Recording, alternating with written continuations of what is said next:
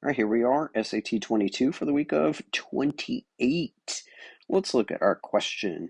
A right rectangular prism has a height of 9 inches.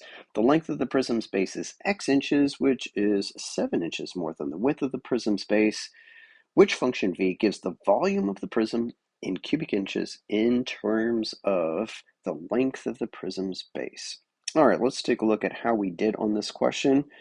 We had about 67-ish% say it was answer choice D, which in fact was the correct answer here. But we did have a bit of a spike here on answer choice C. So it's just kind of split between those two things. Let's take a look at, we rated this somewhere around medium, but skewed a little bit towards the easier side of things.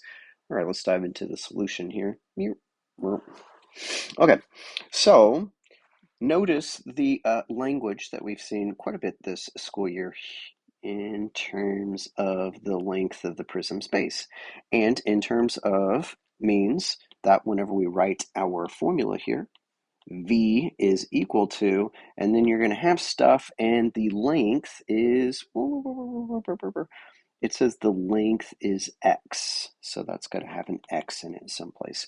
But, it's kind of hard to get that wrong in this question because all the answer choices are formatted in exactly that format. Okay, so you've got yourself a rectangular prism, and the volume of a rectangular prism from, I would say from this year, what we did is the area of the base multiplied times the height, and probably in a middle school kind of situation, the area of the base would have been, well, it's length times width because it's a rectangle, so you might think of it, of course, as just volume is equal to the length times the width times the height. Easy enough. Okay, so these two things, of course, are the same. All right, let me sketch a little picture here, uh, only for the reason that I absolutely enjoy drawing myself a rectangular prism here. So burr, burr, burr, burr, burr, and it is a right rectangular prism. That just means it's not slanty, like the Leaning Tower of Pisa or something. Okay, so what we've got going on here is that the length, we'll just call that the bottom of this thing, is L. We do know that the height here is 9, and then it's talking about the width here. So this is the main part of contention, I would say, as far as this goes. And, let me pause just for a second here. We know that this has got to be the length, width, and height. So the height being 9 here means that we're supposed to be multiplying by a 9. Look at your answer choices. There's two that should be obvious incorrect answers. That's A and that's B because you don't have something that's multiplied times 9. So here, just like what we saw on the pie graph, we're left with two answer choices that are viable. That's the C and the D because we have the 9 in both of these things. Okay, so now we just got to decide, is one of the missing sides x minus 7 or is it x plus 7? So let's dissect the sentence that they give us here.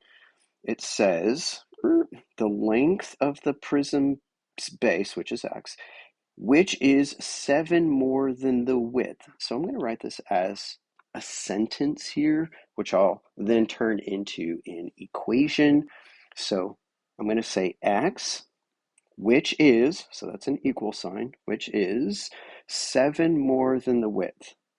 So I have 7 more than width. So I'm going to call, that's not how you spell width, W-I-D-T-H. There we go. I'm going to call the width a W, and 7 more than that, of course, means plus. So I have x is equal to 7 plus my x, not my x, my W that I'm going to say is my width here. So this guy and this guy. And what we're doing is we're just solving this thing for the W.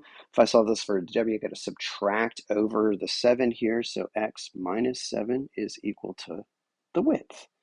And that's what I'm going to put over here. Oh, why did I have an L here? Shouldn't that have been an X? Nobody spoke up. Anyway, all right, so that's fixed then. So that's an X for the length of that thing, and now we just discovered that the width is supposed to be x minus 7. And that leaves us with the correct answer being, of course, D. So if you chose C, It's pretty easy to see why you might have, because it just says right here 7 more than the width. So you're thinking, oh, plus 7. But that's what this x is. So now think about this for a second. Isn't x 7 more than x minus 7? Because I'd have to add 7 to this in order to get back to the length here of x. All right, so that should do it for this week's video.